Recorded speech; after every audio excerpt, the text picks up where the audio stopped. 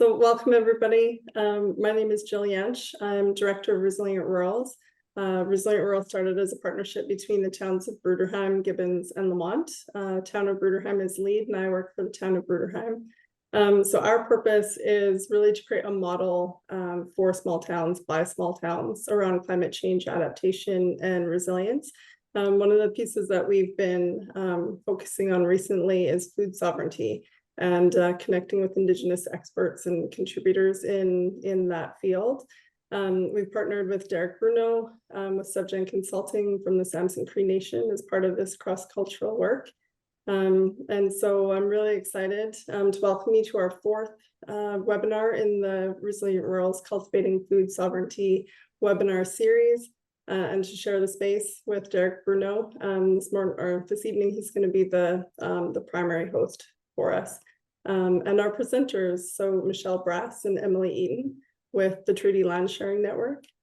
And so before I pass it over to Derek, I just wanted to give a brief land acknowledgement. So our Resilient Rurals team resides in both Treaty 6 and Treaty 7 territories. So acknowledging all the First Nation and Métis nations of those lands. And when it comes to land and reconciliation, I grew up on a farm about a half-hour east of Edmonton, and grew a very strong connection to land and a very strong sense of the First Nations people that belong to that land.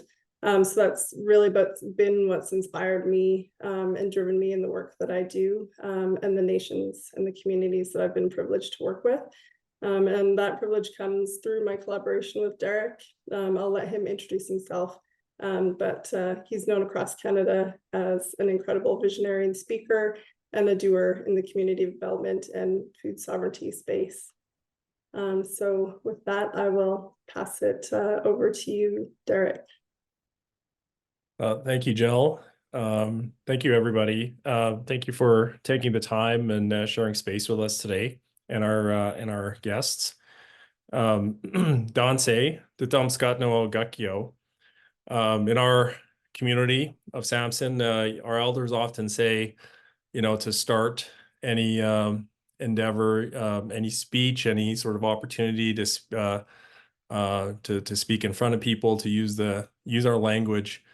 And I'm one of those that I just know a little bit of my language, and I'm on a journey to reclaim that language in everything that I do. I've really enjoyed the work that Jill and I have been doing, and our team across this country. We hear this word reconciliation a lot, and I always sort of address it because it's such a big word, and everybody has a different perspective of it. And I often say, where I found the most value is these kinds of conversations where we have neighbors that just get to talk and have a dialogue of just some of the neat things that they're doing, some of the thought leaders that are out there pushing the envelope, moving the conversation forward, doing things in this space. And so I'm really, really happy to have our guests with us today. I'll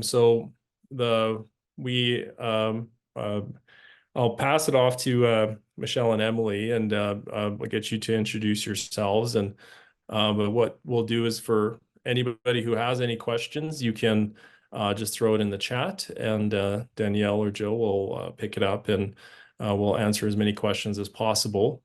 Certainly, I have a lot of questions. I don't know, Jill and Danielle have a lot of questions as well. And so, with no further ado, let's get into it. So, Emily, Michelle, I'm not sure who wants to go first, but I'll hand it off to you guys.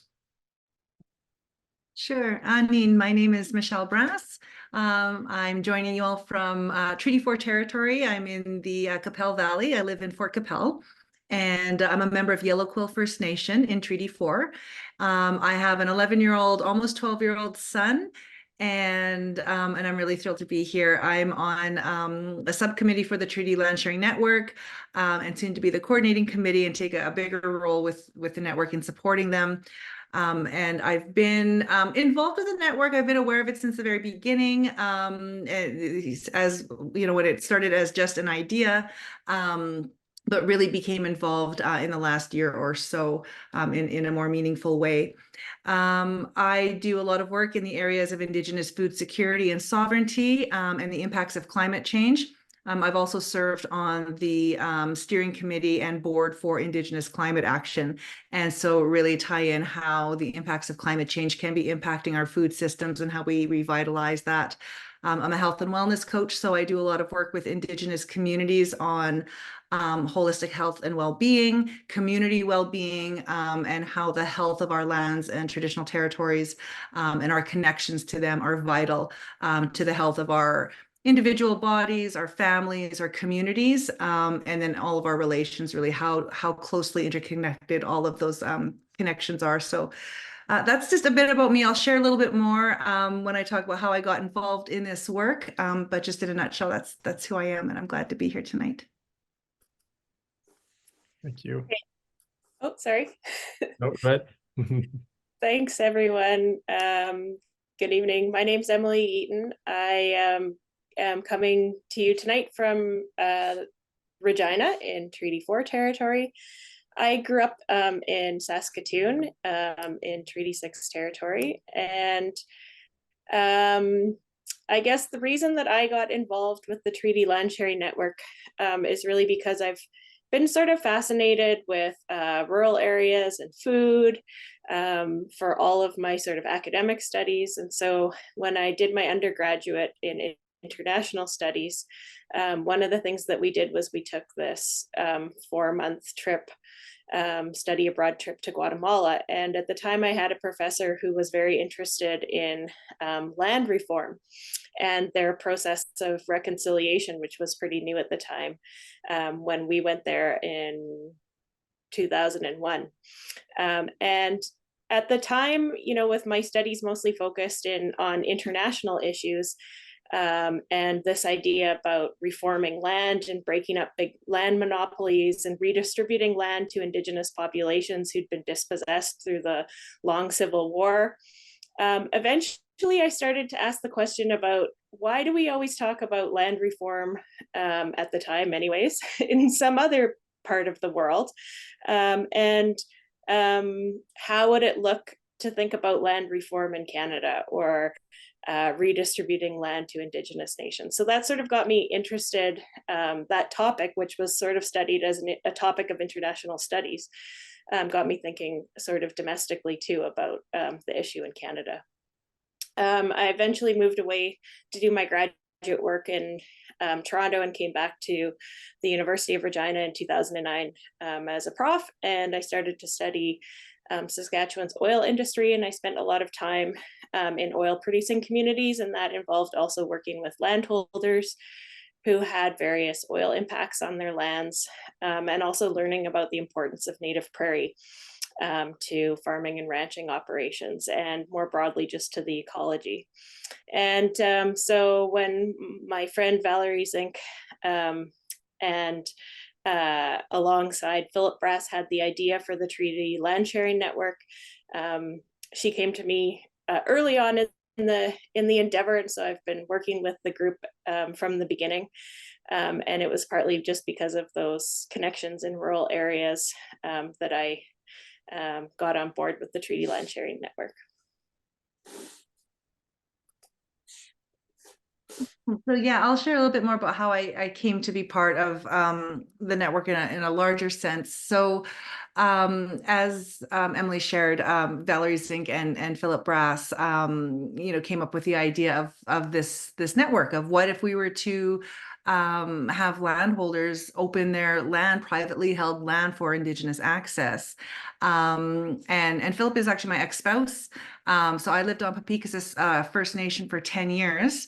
And he's a longtime hunter.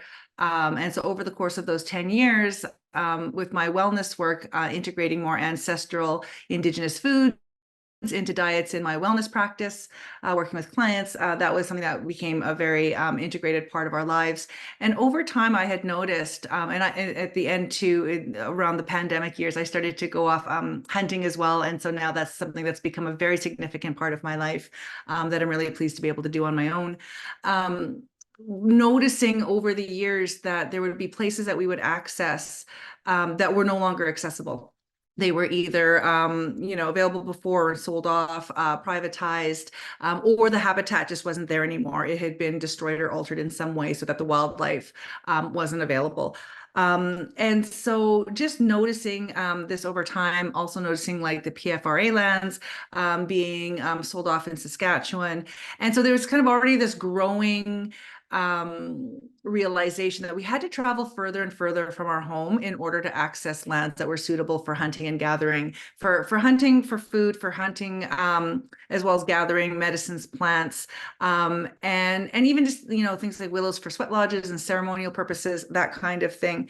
And so this idea had come about.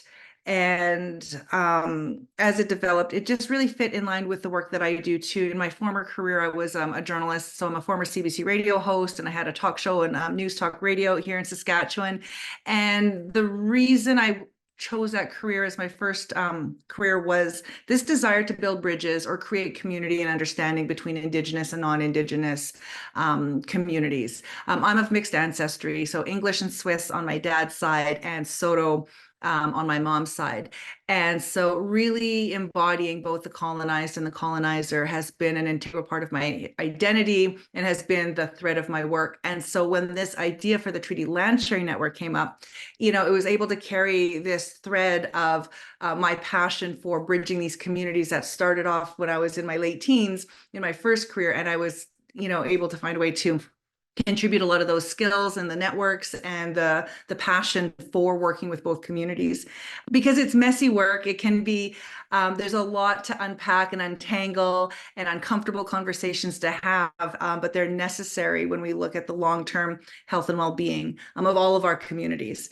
And so I was really excited to get involved in that way, and offer what I could to community building just from the networks that I'd built. And then also bringing in the knowledge of food sovereignty that I had, noticing what we were seeing on the land, noticing the increased hostility as well, which kind of leads into the reason that the network was created, was, already being somebody who was on the land, accessed the land, was eating more ancestral traditional foods.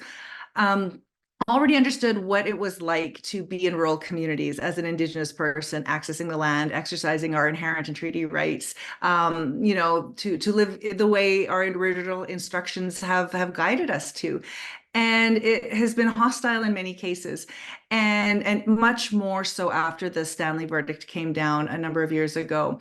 And when that verdict came down, and there was this increase in racial tensions in Saskatchewan, and this fear, especially for those of us who do access rural lands, to see such anger and to see people posting signs and being more brash in their disdain, which is kind of euphemetic, but this disdain for Indigenous land usage, it really showed a need to do more. And so I remember calling on friends, allies, to say, like, this is the time to do the work. I mean, this is where we need to go beyond ceremonial or performative allyship. It's not enough to just say the words or to indigenize something, but we also need to take real, meaningful action to create safety for Indigenous peoples in rural communities, in all communities, but particularly in these rural communities where we're accessing the lands for food sovereignty. And so, the idea of the Treaty Land Sharing Network came about. And one of the things that we do in the network is that it's very important that any of the landholders that are part of the network post a sign on their land stating that they are members of the network. This land is accessible for Indigenous land users to access for ceremonial, hunting, gathering purposes, for whatever. And that's really important because after the Stanley verdict, we really saw an increase in the no trespassing signs and laws that were passed, and just this sense that we're unwelcome in our homelands and territories to live an Indigenous life.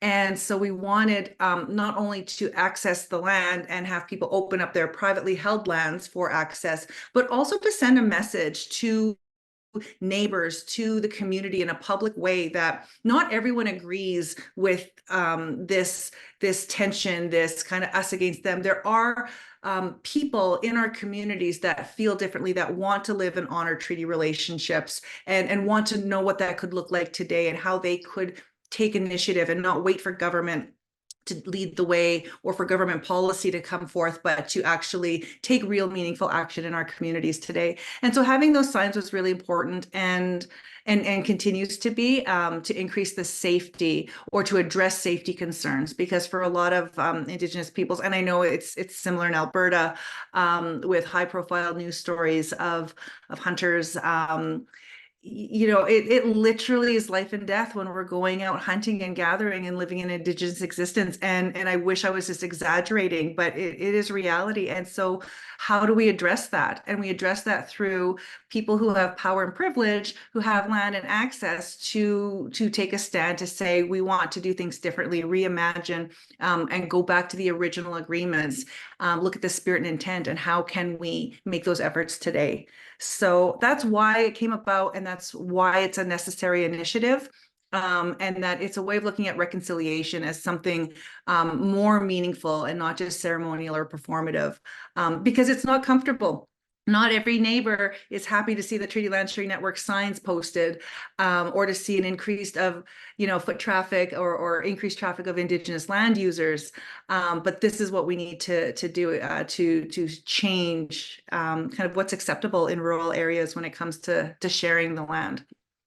So I can expand a bit more, but I know Emily's got some more to share too with the treaty relationship and what that looks like when we're rebuilding. Great, awesome. Yeah, we decided to do this presentation in a little bit of a back and forth, so it's back to me for a bit. So I like in some ways to think about our work in the Treaty Land Sharing Network as a land acknowledgement. And Michelle mentioned sort of performative things, like land acknowledgements can be just about a bunch of words that, make gestures towards recognizing whose land it is. But if we take that seriously about whose land it is, what does it call us, I guess, then to do? And so you'll notice that the Treaty Land Sharing Network is rooted in the concept of, and the reality of treaties. And it's rooted in this understanding of the numbered treaties as the sort of original agreements that really allow for settler existence in these lands. And the members of the Treaty Land Sharing Network are the landholders. So they're not actually exclusively settlers or white, but the vast majority of our members are white settlers. And we're trying to sort of work against Canada's interpretation of the treaties as these sort of historical one-time transactions that, in Canada's view, ceded and surrendered Indigenous lands and title to the Crown. And so instead, we're trying to educate ourselves about Indigenous interpretations of treaties that are really rooted in an understanding of coexistence and of sharing of the land. So one of the things we did in one of the first years of the network is we read, let me see, can you see this book? It'll be backwards to you. But this is a great book, Treaty Elders of Saskatchewan. There is one for Treaty 7. I'm not sure if there is one for Treaty 6 parts of Alberta. But in this book, Harold Cardinal and Walter Hildebrandt assembled the elders' stories and recollections and oral histories of the treaties. And we studied this book together as a network. And in here, again, these elders present their understandings of the spirit and intent of treaty. And importantly, the elders agree that the land and the water could never be sold or given away by their nations. So we're starting from that premise. And just to give you one quotation from the book, the treaty relationship between First Nations and the Crown and her subjects was, quote, to consist of mutual, ongoing, caring and sharing arrangements between the parties, which included a sharing of duties and responsibilities for land, shared for livelihood purposes with the newcomers.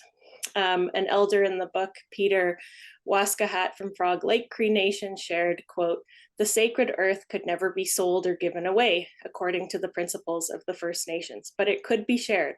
The First Nations decided that the earth could be shared with newcomers and that it could be shared to the depth of a plow.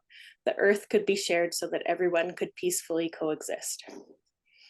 So we're sort of starting from these premises and thinking really about how settler farming and Indigenous livelihood practices were not understood as mutually exclusive. They could happen in the same space at the same time. They could coexist and overlap with Indigenous people's continued use of the land for things like harvesting or all of the land uses that could possibly exist. So as we understand it, then the concept of coexistence included a promise that First Nations people would be able to live as before, and those words are used a lot in the Treaty Elders book, as before, under their own laws, and that the treaties wouldn't interfere with their political sovereignty, which has its origin in the relationship with the Creator. So one other quote that I like from a political scientist, Gina Starblanket, who's a member of Star Blanket Cree Nation in Treaty 4 territory.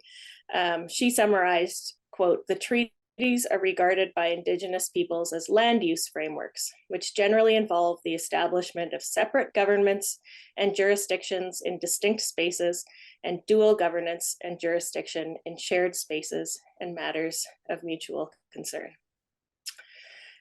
So maybe this was a little bit of a heavier part, but I'll just summarize by saying, you know, it's sort of inspired by the oral histories and the growing awareness about Indigenous understandings of treaties.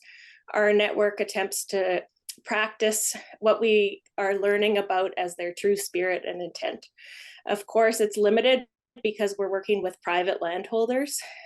These should be, you know, government to government relationships, but we're working with private landowners. And it seems clear to us that settlers were welcome to farm on these lands, but that was an invitation to coexist with and really to enter into these good relations with Indigenous people, to enter into relationships that already existed, including land uses, laws, sovereignty, jurisdiction, and existing relationships with all of creation. I'll hand it back to Michelle. So I was just going to touch a bit on the treaty relationship. I will come back to the different land uses and really talking about how we have two separate food systems at play when we talk about kind of food sovereignty, security, and how the network plays a role in helping or playing a role in food sovereignty. But just a note on the treaty relationship, you know, it was there's a lot of misconceptions about what that is. Emily touched on, you know, they're not land surrender agreements, but really it was an agreement to live together in this space, which is really difficult to do when you have two completely opposing worldviews as to what land is and what it's used for. You know, one to be, you know, used as a resource to extract resources, to commodify, and the other to live in relationship as relatives with living organisms that have as much right as human life, right? So talking about our four-legged relatives, the water, the plants, the medicines, the microbes, the bees, the insects, all of these life forms, you know, we all are interconnected. And so how do you, you know, share land when there's such different worldviews? The other thing I want to touch on is that when we talk about land usage, these are inherent in treaty rights. Inherent rights meaning these are rights that we retained to live as before. So, you know, the example of, say, healthcare or education are treaty rights that we receive in exchange for peacefully sharing the land, as opposed to hunting and fishing rights and land usage rights, which are rights that we retained because we already had those. They were not bestowed upon us by the Queen. Rather, they're what we already came forward with and agreed to retain so that we could continue to do that. And we're seeing that we are still living like, you know, attempting to do that and to live an Indigenous lifestyle, but it's often criminalized. but no trespassing, less access to our homelands and territories to practice these ways. And so going back to that treaty relationship, the spirit and intent behind it is vital. To go by just the written texts, one, it favors one side over the other because, of course, we had an oral history, and understanding how significant oral history is, that when you really understand how accurate when these stories get passed down are, and to have respect for that different way. And the other thing about the treaty sharing and that relationship building that I wanted to touch on is just, really making, sorry, I lost my train of thought here for a second. It'll come back to me. The treaty relationship, land sharing. Oh, this is what I was going to say. So the thing about Canada and these treaties that I also like to bring attention to is I always challenge Canada's the integrity of the Crown, really, when it comes to signing these agreements. Because if you look at the timeline, Treaty 6, for example, so Treaty 6, is in Saskatchewan and in Alberta, signed in 1876, which is also the same year that the Indian Act was passed. And so I just find it hard when we're talking about these agreements that I don't believe that the Crown always operated in good faith when it came to the treaty agreements, because how can you on one hand sign a nation-to-nation agreement in the same year that you pass legislation that governs the people that you're going into agreement with? And so I think it's even more important to understand that when we as citizens or nation to nation, if it's not nation to nation at the government level, individual landholders, to really just look at how to reconcile that, how to rectify that, how to make things right so that we can peacefully coexist. So I just wanted to bring that piece up too. And there's a lot of good books and research and accounts of that time. If people are interested in, part of the goal of the network too isn't just for land access. That's a vital part of it, but it's also for treaty education to explore these and to really actively find a way of honoring them. And so that learning piece is integral to the network as well. Emily, did you want to touch a bit on how it works before I go into food sovereignty? Yeah, that would be great. Okay. Okay, so I'm going to share my screen now. Oops, sorry, 1 second. I'm not on the right screen yet. I just wanted to tell you a little bit more concretely about how the network works,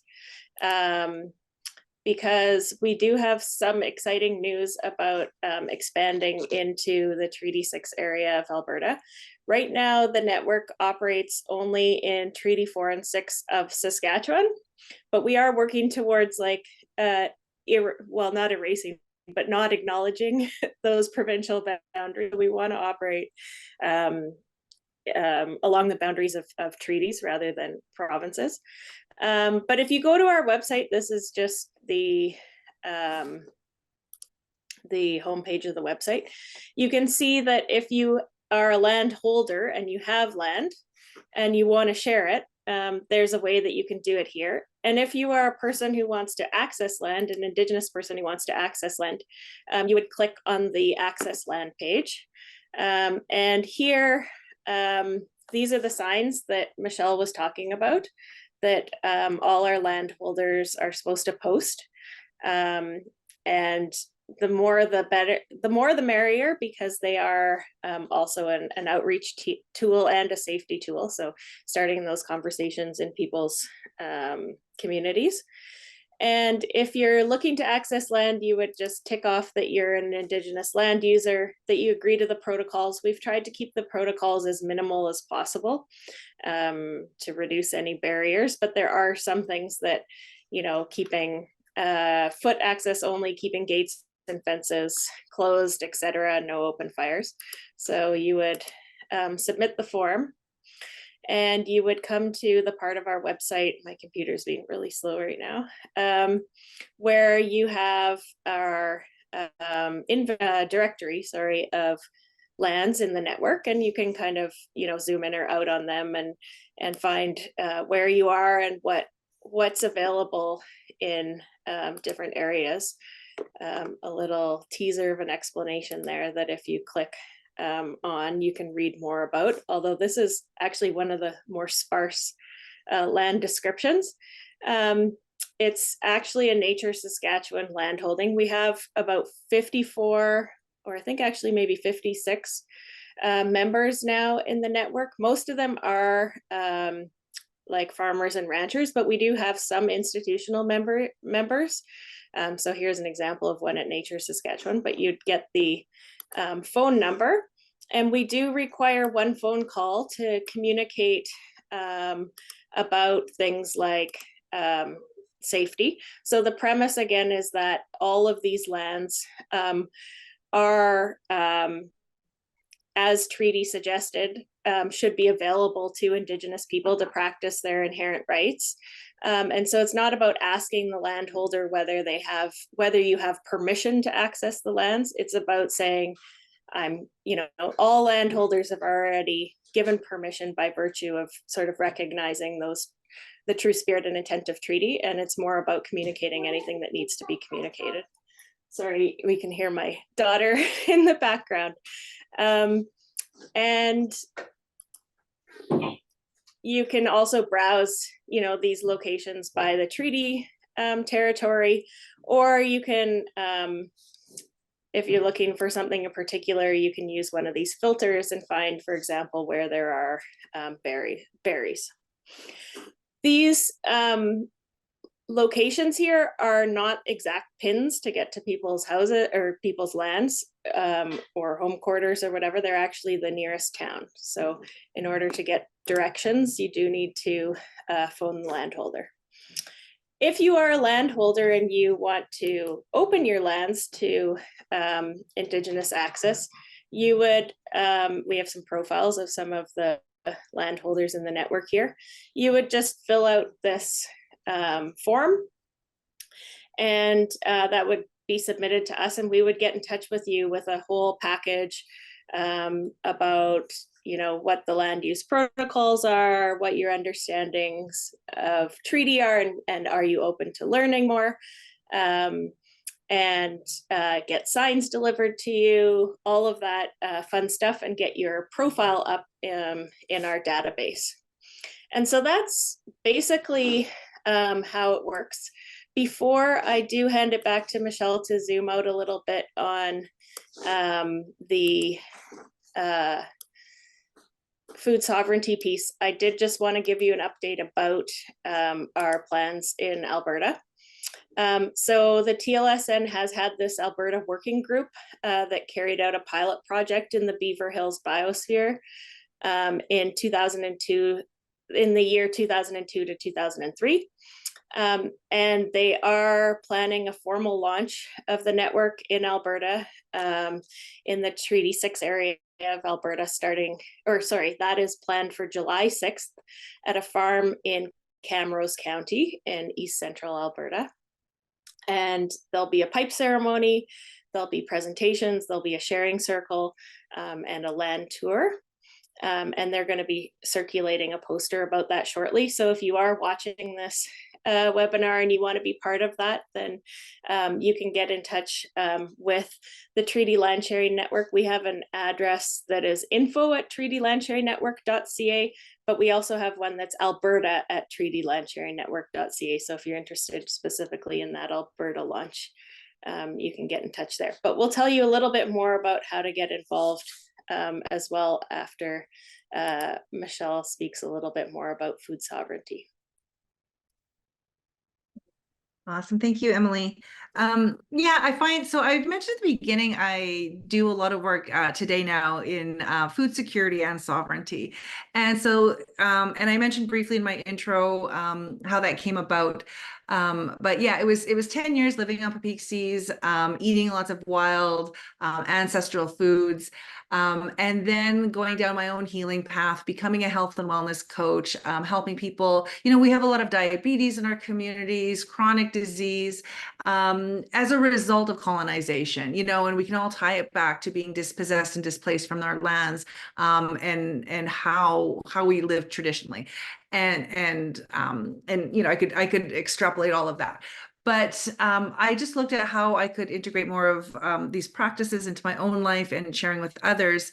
And prior to living on Pepeeksies as well, I had been researching food systems for quite some time, had become interested back in my journalism days. So I was doing a lot of stories and interviews on people who, were concerned about food and the connection between food and health and well-being.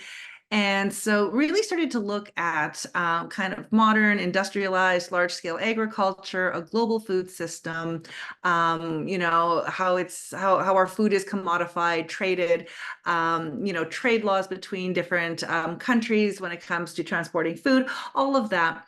And really looking at how food is produced and how it reaches people. So I started doing that many years ago. And then as I started to eat more wild foods and start to understand Indigenous food systems and pathways and how we got disconnected from that, and looking at land access. And of course, from my journalism career, from covering, treaties and land disputes and always covering Indigenous and non-Indigenous relations, I could just start to put some of these pieces together and connect the dots with a lot of this.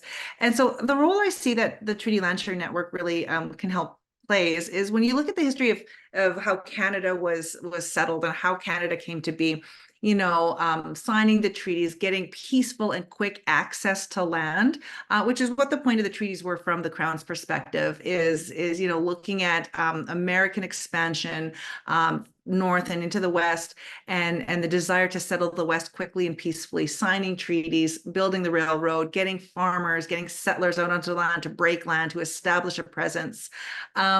We really see, and we also see how food was used as a weapon during this time to starve Indigenous peoples into submission.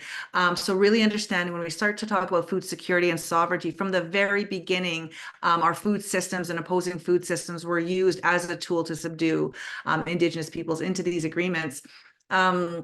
Really understanding that what we have here in Canada and land sharing is two completely separate food systems at odds with one another. So we have one that is, breaking land, crops, large, like animal operations as well. But again, it's this idea of commodifying food for global trade.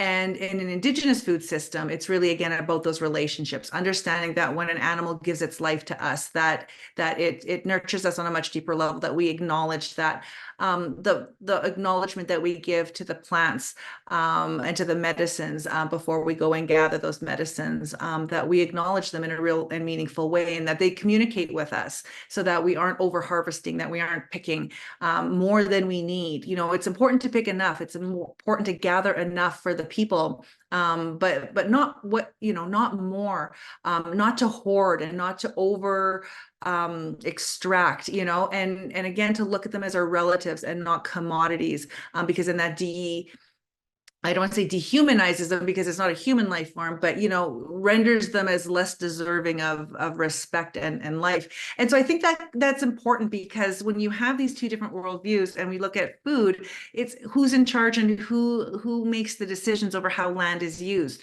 So it's one thing to say, well, let's have more access to land, but if the habitats required, if the ecosystems required to reestablish Indigenous food pathways are being continually destroyed, then that food system won't be intact. And so it's important to have these conversations, because what we really have right now is saying, okay, well, yeah, we can open up the land to Indigenous land usage, but if there isn't respect for what that food system requires in terms of intact ecosystems for migration, for animals, for the plants to thrive, for the soils to be healthy and not depleted, and for the waters to be healthy, these are the kinds of conversations I'm interested in having with people about the land and how we access that, because there's concerns too when it comes to food, Indigenous food sovereignty, the health and well-being of the animals and the plants that we're consuming, if they're contaminated or not, right? So there's a lot of concerns there. And of course, the Indigenous food systems are being impacted by a foreign food system, foreign to Indigenous nations, impacting. So we see here where I live in Treaty 4 territory and in Treaty 6, when I drive down the highway, so much wetlands and bush, trees, aspen bluffs being bulldozed down, right? Pushing bush, making just to get just that much more land for large machinery to turn, just to get just a little bit more. And so again, we have these two food systems at odds where one isn't respecting the other. And so we do have examples of, say, if there is a crop that's been removed from the land after harvest, and that land use has been completed for that season, so to speak, and then we have hunting season. Well, for sure, then if Indigenous hunters want to go in with the sharing agreement to go and harvest animals for the fall and the winter, that's a great example of sharing. But if the landholder is using the land in such a way that completely decimates the ability for that habitat to support that wildlife, then how is that sharing? Because sharing isn't just, I'll give you access. Who's making the decisions? Who's setting the policy? And whose interests are being considered? And one is trumping the other. One is coming before the other. And this is what we need to start looking at. And people might say, well, why do we need to revitalize or consider Indigenous food systems when there isn't enough wildlife and habitat to really sustain our population, which is true, and it's a concern. So even in the work I do, I encourage more ancestral food harvesting and eating, but I don't encourage people to solely do that, because the wildlife populations just, they aren't enough to sustain that pressure, that we would be putting too much pressure on it. But why is it important? It's for several reasons. One, it helps to revitalize our language, the teachings, the protocols, the stories. Our languages come from the land, and if we're not on the land actively pursuing and living an Indigenous existence, those languages will die faster. Those languages didn't come from classrooms. They came from the land. They came from hunting and gathering and being together and in ceremony and having activity on the land in relationship. So it's important for that. It's important for our health and well-being, but also to protect these ecosystems, to stand up for our relatives, all of our relations that live on these lands, the plants and the animals and the water. But it is Indigenous sovereignty. So when we have our leadership for Indigenous nations going into meetings with the government of Canada, with its subsequent governments at the provincial and municipal levels, Indigenous sovereignty is food sovereignty. It's accessing the land. It's being on the land. And so the best way for Indigenous peoples to assert sovereignty in our homelands and territories is to practice our ancestral food practices, because that means going out into our homelands and territories and picking medicines, picking berries, picking foods, digging roots, harvesting animals, because it's about land usage. And so the more access and the more we can start to revitalize these ways of being, it helps us to reconnect to that. And again, it's at odds with a different food system. But I think they're really important conversations to have, because when we look at climate change and the impacts of climate change and the increased, amount of drought that we're going to see, flooding, extreme weather events, and we're seeing a lot of it already. It's putting our global food system at risk and creating vulnerabilities that have always been there, but we're going to see it exacerbated in the next 10, 20, 50 years. And we're already seeing it with crop failures and that kind of thing right now. So, we also are aware of this time these times have been foretold. And so again, our people have been told to get out on the land, to prepare. And part of that preparation is being able to read the land, to be in relationship with it, because it's what's going to sustain us. And a lot of these ways, when we look at, say, soil regeneration, and you look at the role that the buffalo played in natural prairie ecosystems, then we look at lands that are drought resistant, that have carbon sequestration, that living on the land is science. And so when you look at the protocols that Indigenous peoples have to abide by, and by have to, I mean, from our own laws, from our own teachings, not from Canadian made laws, but I mean, the natural laws that we were given in our original instructions, that when we live by that, that's what's going to sustain us. And we are reaching that point. So it's science, it's understanding what time of year do we do things? Why is it inappropriate to do it at others? And we're noticing the changing times. Indigenous land, like Indigenous food sovereigntists, are on the front lines of climate change, because we're the ones that are seeing the changes in the animals, the changes in the waterways, the plants, and how they're being impacted. And so, so there's so many different ways that I could go into this, but I just wanted to give kind of a few things when it comes to Indigenous health and community well-being, when it comes to, you know, global economies and local economies, ecosystem, you know, restoration and protection and conservation, worldview and kind of, you know, who's in charge, who's making decisions when it comes to governments and policy and that kind of thing. There's all of these different avenues, but this is where, you know, you put food sovereignty, you put food at the center. And that's one thing I share in a lot of my presentations, that any culture around the world has food at the center, that you can't be a sovereign nation if you can't feed yourself. And so our food systems impact our health, our education, our economies, you know, our languages, our relationships, how we structure transportation routes, you know, all of our communication channels. It does center around food. And so in Canada, we have one food system at odds with another that impacts all of these areas. And so with the Treaty Land Sharing Network, as we have more people signing on to the network, opening their private lands for access, for Indigenous peoples to access, it gets these conversations going, because if they know berries are growing on their land, or rat root is being gathered, or there's sweetgrass there, and then they may want to make some changes to their land, if they have relationships with some of the Indigenous land users, there might be conversations there. They may not go and push the bush down, because they know it's not just about protecting waterfowl, for example, but it's also that the relationships, their relatives, Indigenous relatives, are using that. And so maybe won't be so quick to push down. I mean, it's really hard when it's so much of it is like large scale, you know, foreign owners, you know, corporations, harder to have a relationship, but starting where we can. And so those are just the things I want to touch on. I could go into a lot more each area in more detail, but I'd be more curious. I want to make sure I'm sharing what everyone here is most interested in learning. So I'll kind of leave it at that for now, and then I can expand more in any questions you have, just to see where your interests lie when it comes to the food sovereignty piece. I guess the one thing I do want to make sure that is communicated is just that it's important work for me to bring, kind of bridge this understanding.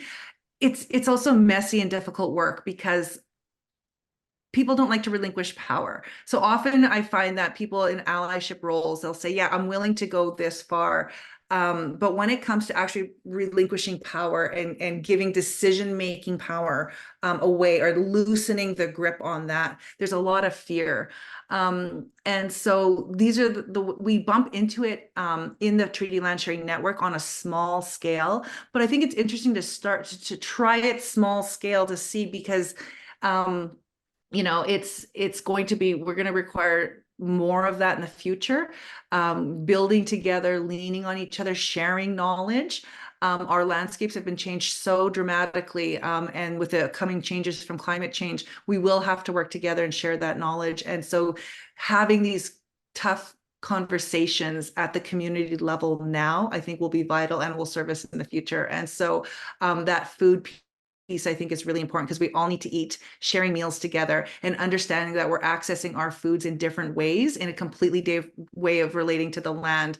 If we can start to have those in rural communities now, because of course, I mean, all of our food systems on a global scale are made up of individual communities. So I think it's such a vital piece that gets overlooked and not talked about enough in the climate discussion, Indigenous relations. It all seems to be separated, but when we bring it together under the food umbrella, we can touch on so many different aspects of relationship rebuilding and reimagining that.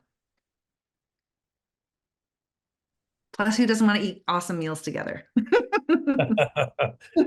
Well, I really I really appreciate your perspective, and then I think it really shows everybody how deep the rabbit hole goes, right? And there's a lot to digest and to consider, you know, everything from the histories to the culture to access and why that's important, and the work that you do specifically. You know, what we notice here in Central Alberta is that you know, there's been more farmers, you know, who are generational farmers that have been on the land with their families for generations, and they're approaching the communities and saying, you know, we have all of this like land that you know, has been passed down, and a lot of it's like, you know, virgin lands, hasn't been tilled or anything like that, and they're curious. They're saying, we want to know the abundance of food, of medicines, of, you know, like the things that are here, because they would hear stories, right, from their grandparents who knew, sort of like had relations with the local tribes and communities, the Indigenous communities. And that's always been really curious to me, right? And so when I came upon your organization and your network, and how it truly is bridging that gap again, because we're all treaty people. Canadians are treaty people. We're just not just it's not just treaty Indians, right? You guys, Canadians, are treaty people as well.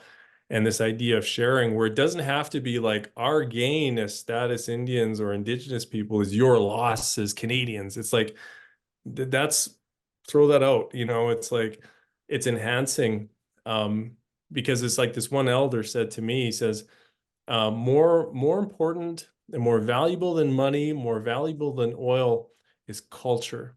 And that's one of the things we're seeing in this Canadian landscape, is not only are we going back to that cultural understanding of designing ourselves back into nature and understanding our role in that eco space, right? And not an ego space where we're on top and we dominate.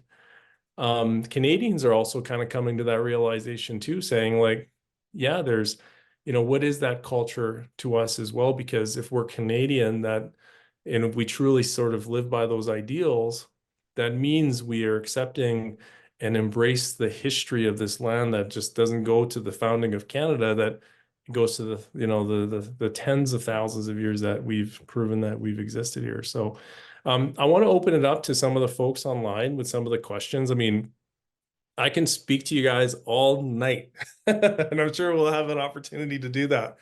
But I want to open it up here. So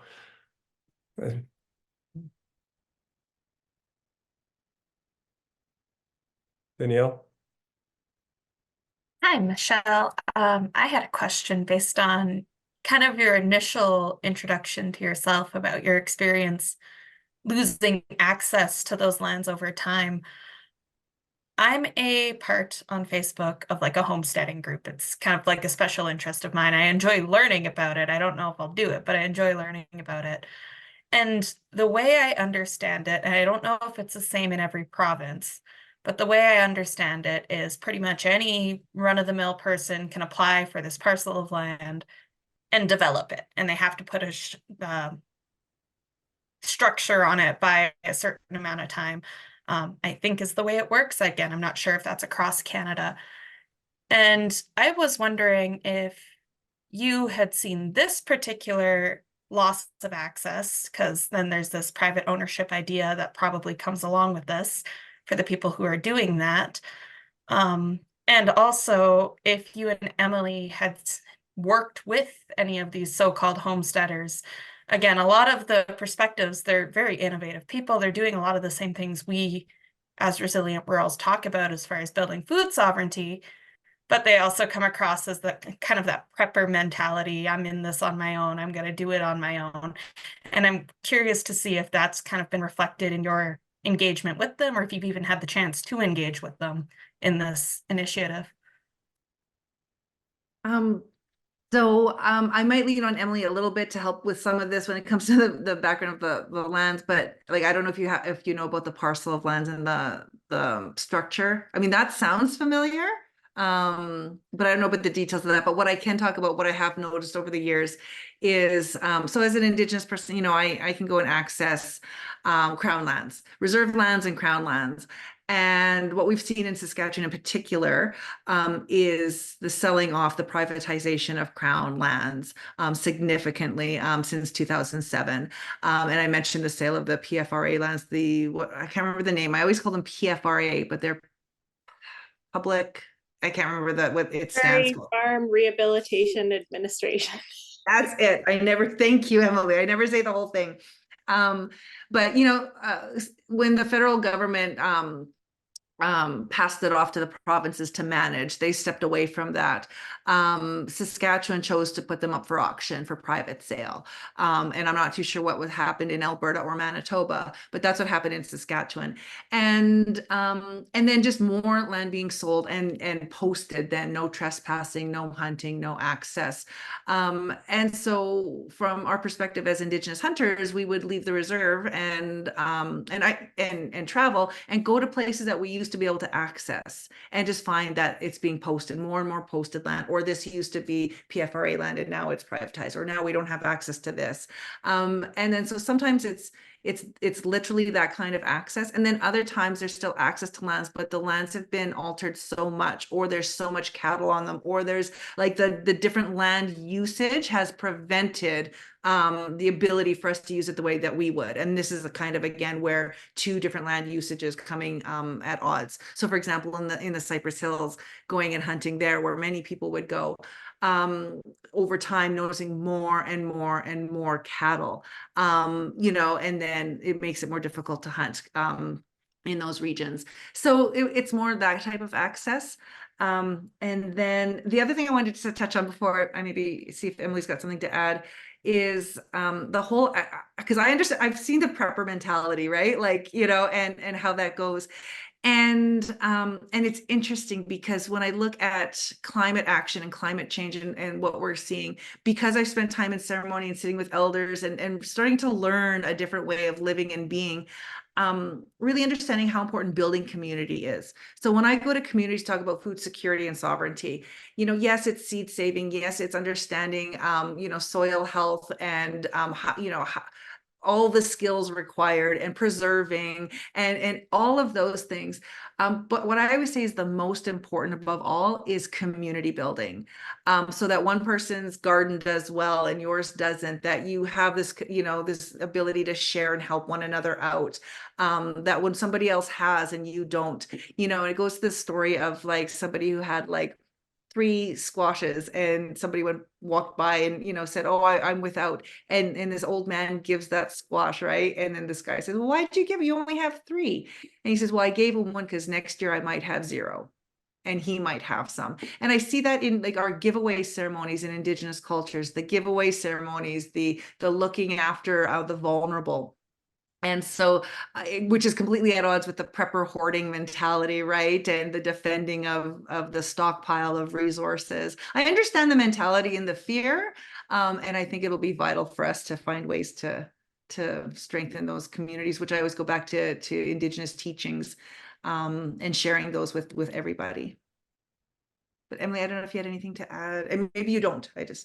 Well, it's interesting because I mean, I know of the Homesteading Act and the Dominion Lands Act from the 1870s, which was the way in which most settlers in Saskatchewan, or the ancestors of many settlers in Saskatchewan, gained their homesteads initially, and that was their first 160 acres. And you had to clear a certain amount of land and build a residence. I think it was within 3 years, in order to have that land. But I'm not aware that it still exists today. And that's interesting that that it does. I thought it was a historical fact. But Danielle, do you know that to the contrary, that still exists? It might depend on the province. I was taught it still exists, but I'll look into it and I'll get an answer for all of us here so that we know. I grew up in Or northern back. Alberta in Grand Prairie, and I think in the 1970s, you could still homestead that land, but I don't think you can still homestead land up in Treaty 8. But I think because that was sort of settled later, some of those practices went on longer, maybe. I just want to say something about homesteading too. I'm not a homesteader and I'm not a prepper, but when we think about going back to that simpler way of life and understanding your food, I'm a dietitian, and so I talk in communities about how do we get back to things that are actually food, right? Because so much of what we consume today isn't really food. It isn't really healthy. And when we go back to that homesteading way, people are making bread, they are making making foods that actually go back to source ingredients. And I think there's some value in that piece too. Kind of, I know from that colonial perspective, I'm talking about colonial food, but also that piece that you're talking about going back to foods that are from here, those land-based foods. Mhm. Yeah, Or- I'm so glad. Oh, go ahead. Oh, no, you go ahead. Oh, I was gonna say, I'm so glad that you just, touched on that, right? Because it's an important part to access kind of wild ancestral foods. But again, we couldn't, there isn't enough to sustain that. So the other skills of homesteading, of producing our own from raw materials, food that's truly food and not, just shelf stable foods. But it's important to get those skills. So again, always talking to, and a lot of the cookums and the aunties, when we went through the ration years, that's the other thing when we talk about food sovereignty is after the railroad and the treaties were signed, we were confined and incarcerated on reserves, not allowed to leave. And during that time, we were given, flour, sugar, salt, lard, food rations to survive on. And there are starvation foods. And these are the foods that led to widespread obesity and malnutrition. So really historically food used as a weapon, but also at this time, a lot of, we go to ceremony now, we might see flour soups or we'll see bannock, and these are foods that came from that ration, that starvation era time. And a little bit of meat maybe, but some flour to thicken the soup and stretch it amongst people.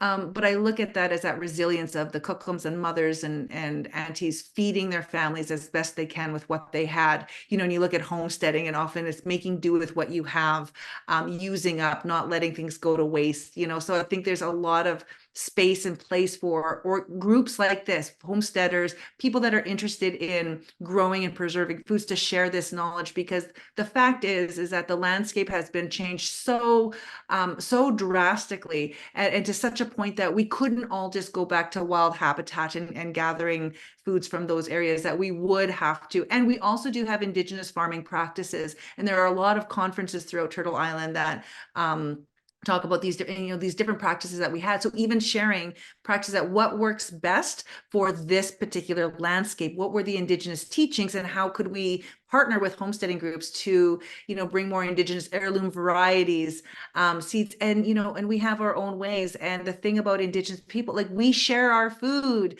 we share with our neighbors. And so, and of course, that's such a part of, so there's those commonalities that I think when we come together with food, we could build on, because we couldn't just go all back to the old ways, because the land just, it doesn't exist to that extent anymore. I was just going to say, I think the point that Michelle's making about the habitat that is required, that is a precondition for inherent Indigenous rights, but also what was reaffirmed at the time of treaty making, that Indigenous people would be able to live as before, continue their livelihood practices.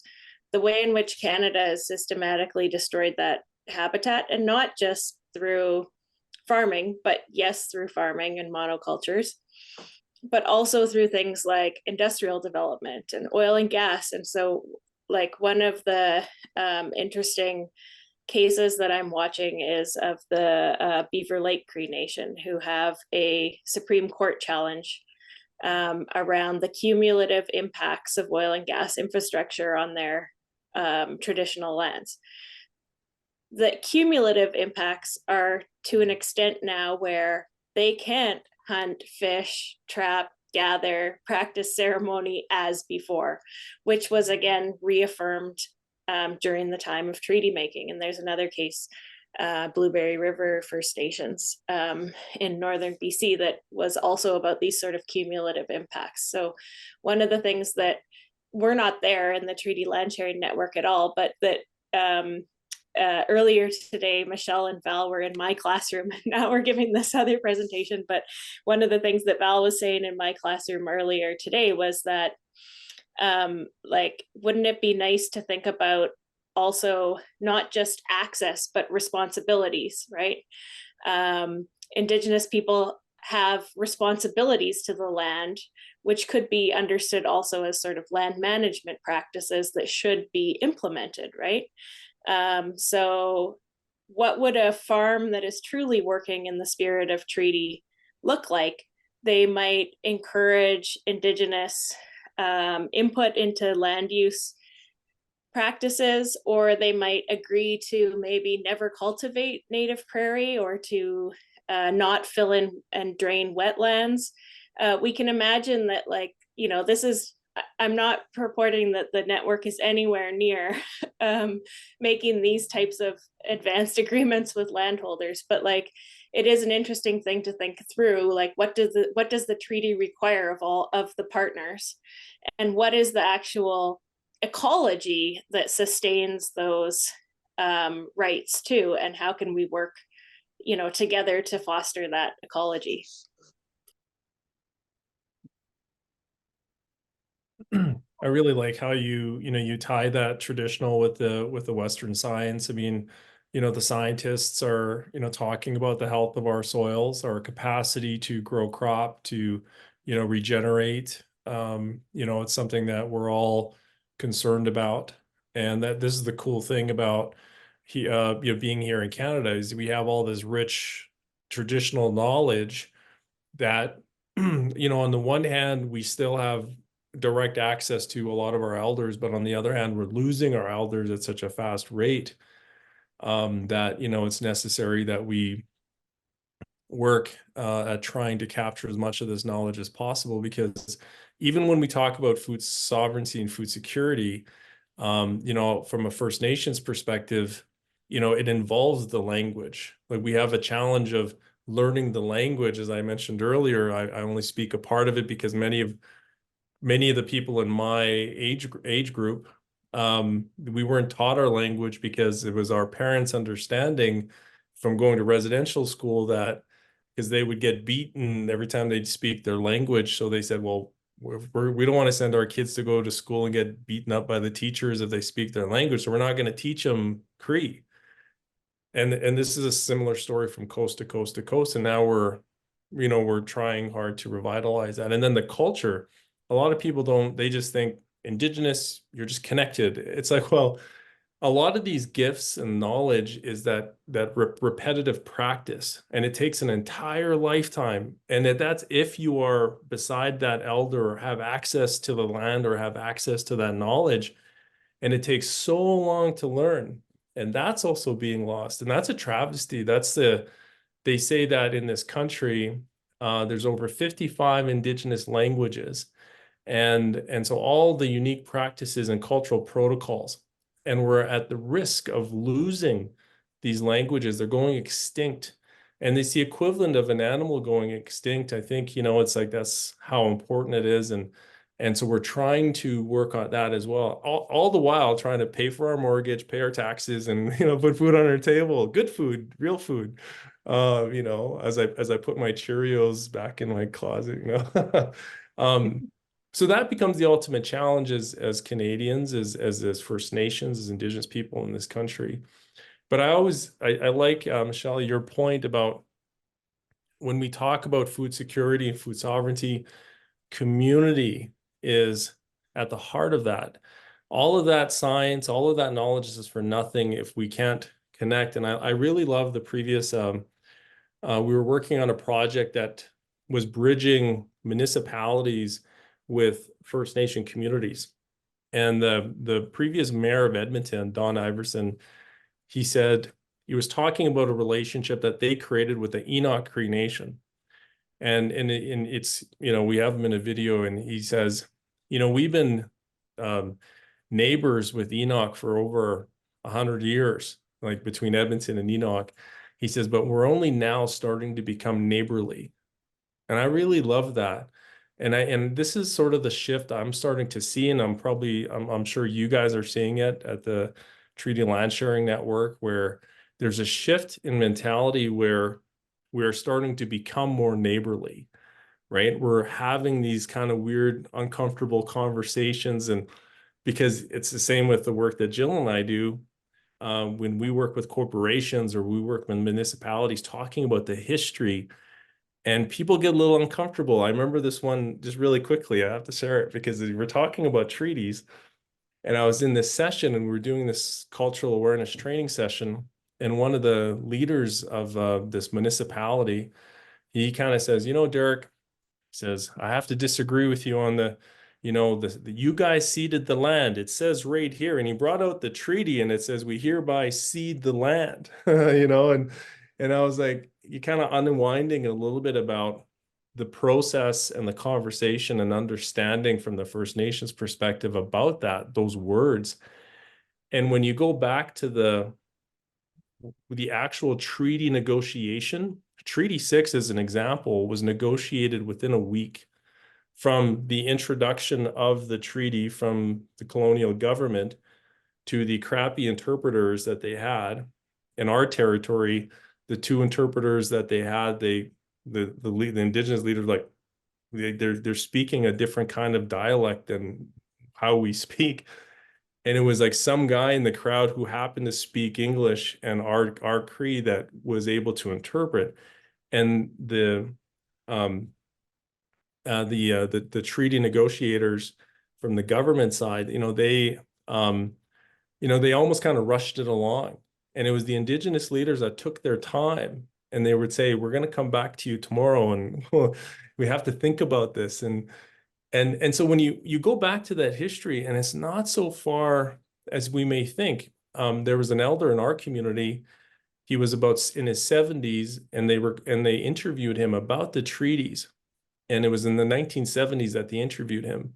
And he was talking about his uncles were at the treaty signing. They were boys. So when he was just saying, we didn't sell the land. Where's the bill of sale? We didn't lose it in a war. We didn't, and so this leader that was talking about ceding the land, I said, if you use that logic, if that's how you guys had access to the land, then who owns BC where there's no treaties? How did Canada get a hold of British Columbia and the Northwest Territories before they created Nunavut? And so when you have these kind of conversations, they kind of start going like, oh, okay, like maybe the rabbit hole's a little deeper than we might imagine. And we have to rethink how we're going to sort of move forward on this. But anyway, I digress. Let's get to some other questions. Jill, do you have any other questions? I absolutely do. I'm just gonna hold off for 1 second, just to see if there's anybody that might interrupt me and ask their question first. I don't have a question per se, but I attended a webinar this afternoon put on by the Food Communities Network. And Don Morrison is an Indigenous dietitian working in BC. And today was the launch of the From the Ground Up Toolkit, which is a food sovereignty toolkit for Indigenous people. And it was phenomenal. And she talked a lot about land and the commodification of land, yet somehow Indigenous communities are not getting the benefit of the sale of the land and the use of the land for crops and for this and for that. And it hasn't come back. But if you get an opportunity to watch this, and there's some other sessions going on this week, you have to be a member of the Food Communities Network. I think it's free to join, but this is going to be something that is incredible as far as I'm concerned. It was just phenomenal to watch this. And I think there's lots, like, we're talking about access to treaty land, because it is all treaty land. And even if it's owned by a non-Indigenous person, it's still treaty land. But I think it's time to really rethink and to shift our narrative. I think that's the word she said. It's time to balance agriculture with subsistence land use and shift the narrative. We need to go beyond the intensive production of food to actually consider ecology. And it's so true. So that's not a question. I'm a fan. I'm looking forward to doing some different things in my role. I work for Indigenous Services Canada, and we got to do some different things. I wrote myself a note earlier this year, and I don't know where the reference came from, but it said, food insecurity is a policy decision. Plain and simple. And so it's just like, yeah, that's something to reflect on, I think, for all of us. Whose policy and why?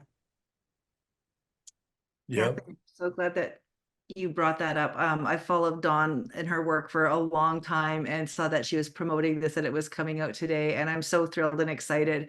And just in the work I do in Saskatchewan, I work with a lot of dietitians that work for Indigenous Services Canada at the First Nations level here too as well, and have made some very long-lasting friendships. And so I could just see how excited it would be for the work that you do. And there's just so much opportunity. I mean, there's a lot of there's a dire reality out there, and it can be very discouraging. And sometimes I do feel hopeless and despair, quite often. And then these kinds of things come about in these conversations. And so I'm so glad that you brought that up and just shared, because it does give me a lot of hope for working together. Me too. I'm excited by all of the things, right? And to me, Treaty 6 is a start. There's a lot of farmland in Treaty 8 as well. There's a lot of land in Treaty 8. It's freaking huge, truthfully. Yeah. So I have a few questions. I'm going to try and narrow them down. One is quite simple, I hope. The first is when we met with Michelle and Emily prior to this session, I noted something because I know that language is very important. And so I do a lot of work with municipalities, with their planning and development departments, that kind of thing. And the term landowner is like that's the term. And I noticed in our conversation that it was landholder. And once I noted that, I felt the energy between those two different words. And so I'm wondering, is landholder the better and more preferred term versus landowner? Because landowner comes with that ownership over that land. So that was just something that I caught myself. So I'm just wondering about that term. Yeah, I think you nailed it, Jill. So at the basis of treaties is exactly like we're saying, against Canada's interpretation of ownership of land, cede and surrendering of lands. So the idea about sharing requires a whole reworking of concepts of ownership, right? And the idea of like multiple land uses in shared space. That example that Michelle gave of having the same lands that are used both for crops and hunting, two different land uses. You can't have the conventional conceptions of private property associated with that. So I'm not saying that all our landholders are, ready to abolish private property, but it is an intentional shift that we're trying to make by using that language and having people identify less as landowners, I would say. I don't know if Michelle wants to add anything to that. Well, and I think I love that. I do like that we use landholders, and just an example of how that shift in perspective. What I've seen is like, because if you're the landowner, right? Like you make the rules. It's your land. It's like, this is my land, and I set the rules, and who I give permission or not. And we're looking to shift that a bit. So it's like, I hold the land, I share the land. And this is where when we start to go down this path of relationship building and true like nation to nation, how do we share this land? Some of the things that we've come up against, for example, is hunting's a pretty easy one, because you shoot a deer, for example, and process that animal and take it home with you. But I find it interesting when it comes to harvesting plants, digging up roots, gathering plants, medicines, berries, that kind of thing, or gathering say willows for ceremonial uses. If you're going to go take things, harvest items from the land, there was these conversations in the beginning, of landholders saying, well, who's coming? And what are they doing? Like, they can use the land, but I want to know what they're doing. And I want to know what they're taking. And from a landowner's perspective, of course, that makes sense because you own all the resources and you want to know what they're taking. But when you kind of shift the language a bit and we start talking about landholders and living like that, the land, these are our Indigenous ancestral territories, that land was not ceded, that we have used. It's this kind of small pushing up against that, again, that power and privilege. Who has the power to decide and how much are you willing to relinquish? And again, like Emily said, nobody's talking about giving up private land ownership here at this point. But it is interesting to how much control are you willing to say, yes, come and use the land as the treaty's intended. This is what we have on the land, come and take what you need. And that building that trust, because there's still this kind of policing of what are the Indigenous people going to take from the land? What, and am I okay with that? And I'm not. And so these are the things where in practice, what does it look like when we talk about treaty land sharing, when we talk about food security and sovereignty and exercising Indigenous land sovereignty, bumping up against that. Even the shifts in language start to kind of, it's like getting that wedge, the narrow edge of the wedge to start getting in there and crack it open a little bit more and have more of these conversations. But it is important. That language is definitely important. Mm-hmm.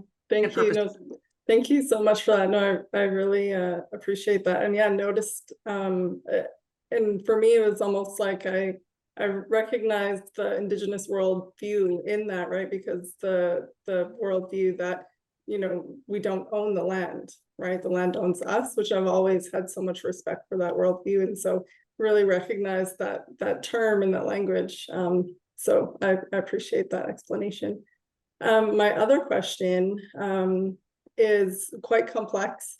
And kind of a rabbit hole, and you really touched on it very beautifully, Michelle.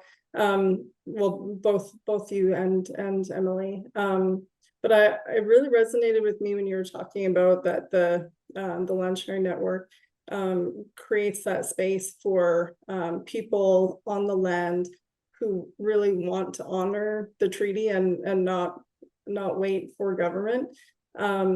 And so in our area, we're seeing a lot of those smaller family-based farms that similar to my family's farm, where you're really, really connected to the land, being taken over by the larger scale agriculture and industry and whatnot.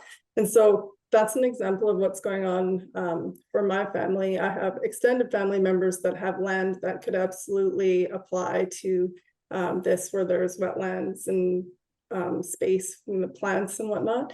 But the property that my parents are on that I may inherit is currently being engulfed by industry, has been commodity farmed. And so I'm in the position right now where I'm thinking about like, what can I do with that land, and how can it become something more regenerative, because that type of agriculture doesn't align. And so because the land has been stripped of all those qualities and would not be ideal for sharing, I still strongly believe in the principle though of having sharing. So is there anything that's for that land that is more stripped of those qualities that can somehow build partnerships? So say if I wanted to get into something regenerative, that it was based on those principles of sharing and getting input and creating and rebuilding it back into something that can be used. Like, is there any bridge in that, as we're kind of seeing the loss of those smaller scale farms to large industrial agriculture? But I'm not sure if I even asked that in a sensible way. Well, I have some thoughts on that. I love this question. So there's a few things. I know people are having kind of their inherited land come up, and they're going to inherit land and maybe not want to farm it or keep it. Some people are looking at transitioning their land to Indigenous land ownership. Like, some people have questions. I'm not saying that that's what you're talking about, but all of these different kinds of things that are coming up that I hear about. Some people about, giving land back, right? Indigenous owners, so to speak, like, and giving it to a First Nation and that's really complex. It's not, some people are trying to do it, and it's not as easy as it might be thought to do. And then there's also talk about like conservation areas, or like, you know, wanting to like Indigenous managed conservation areas, or ways of restoring lands, or you know, doing that kind of, I don't know exactly what that looks like, but I love that more people are just thinking differently and exploring different ways, because you might start with one idea and it might just branch out into others. The other thing, when you talk about like regenerative farming, what I like about this is it's not an Indigenous farming practice necessarily, like the ones that I've studied and talked about, but I love this idea of regenerative or holistic management, as a way of like building the soil. Like, it's really, when you look at conventional farming as we see it happening today, it's a separation of everything, right? We're separating plants from animals, and fertilizing the soil with fertilizer mined from, you know, it's all separated out. What I like about holistic management or regenerative farming is the idea of bringing the plants and the animals together again to be in this more symbiotic relationship, build up the soil. It's good for carbon sequestration. It's more drought resistant. Like, there's all of these things. What I like about it is that it does fall a little bit more in line in an Indigenous worldview, in that it's not our method, but that it honors and respects the natural systems and how they work together. That cows eat grass and then they fertilize it, you know, and you know, or if you've got chickens coming in after, all the different methods that can be employed in that way. But it's really about working with the natural expressions of these animals, and also understanding the type of life they live is important too. That it's not just like, you know, grain and feed and truck transportation and stuff like that. Like, we would never treat our relatives that way. It's horrific. But so I like exploring those ideas, and because the ecosystems have been decimated so much that we can't go back, but what can we do that still at least falls in line? It may be a foreign farming practice to Indigenous practices, but that it falls closer on the spectrum of how we would be living in right relationship with all the life forms involved. I don't think that answers your question, but I'm just saying that like these ideas, I think there's so much room for exploring in these kinds of conversations, other organizations coming together to share ideas. But there is some growing movement with the conservation, and Indigenous managed conservation. And I brought this up in Emily's class this afternoon too, of this idea of conservation. Often I think it's in the mainstream, it's looked at as no human involvement. We just let it go back to like the natural way it was. But Indigenous peoples, we are and continue to be part of our natural local ecosystems, that we play a role, much like the bison played a role, much like all the birds and all the plants, that as humans, we have a role to play in relationship with that. And so Indigenous managed conservation lands tend to do better, or they're doing quite well because of that human involvement. But it's because it's in relationship, not in an extractive taking, or the caretaking is more like an equality relationship, as opposed to like, you know, looking down on something. And so I gave the example before of I know we're running out of time here. But Robin Wall Kimmerer in her book, Braiding Sweetgrass, you know, and she gives the example of the sweetgrass and the whole debate of should we clip it or pick it by the root. So she did this study of, you know, it doesn't, basically they had like, you clip one, you pull one out, and then they had a control that where they didn't do anything with that bit of sweetgrass. And really they found like it wasn't so much important if you clipped or pulled it by the root. The one that had no human interaction with it did poorly compared to the other ones. That, you know, the plants want to be in relationship with us. And so I would just continue to have those conversations and explore that, because it's not about separating us from the land, but how do we integrate more so. So I'm sorry, Jill, if it was a big question. And so I kind of went in a lot of different areas, but I guess my answer point is just to be like, keep bringing, because maybe the answer isn't there right now, but with all of us on this call, and then we all take this and have conversations in other groups, and we'll remember that question, and they keep coming up. So I would just keep exploring what that could look like. Can I add something really quick to that? Absolutely. Just to, I think sometimes we've taken the approach in the network of like, it's up to Indigenous people to decide if what's on the land is useful or not. And often our experience is that landholders don't necessarily know what they have that is of interest to Indigenous people to relate with. And so, you know, we have plots of land that are, you know, commercially farmed and monocrops, but they have a lot of rocks that are great for sweats.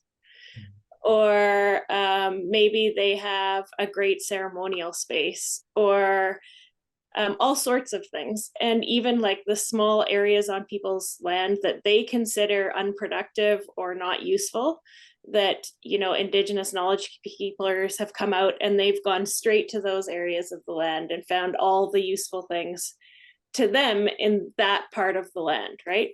And so I guess what I would say is, like, without even engaging in regenerative anything, I think it'd be worth, you know, putting your land as part of the network and then seeing how it is that people want to engage it and access it and relate to it. I really love that. Yeah, no, thank you to both of you for those answers. Definitely some hope and contribution in there, but yeah, that was very valuable. Thank you. Well, Jill, we're at time, so maybe I'll throw it back to you, and to send us off in a good way. Sure. Just want to thank everybody for attending, and Emily and Michelle, your experiences and your knowledge. I feel like I'm going to take a few days to absorb all of it. Just there's so much there, and very grateful for your contributions and for everybody attending tonight. Thank you so much, Derek, for hosting us through the event. And we will be posting this on Resilient Rural's site, and we'll give everybody access. And again, Emily and Michelle, you'll have free use for that, however you see fit. But yeah, thank you so much, and we'll be in touch. Hi, everybody. Enjoy the rest of your evening. Thanks Wonderful. for having Thank us. you. Thanks for Take inviting. care. Take care.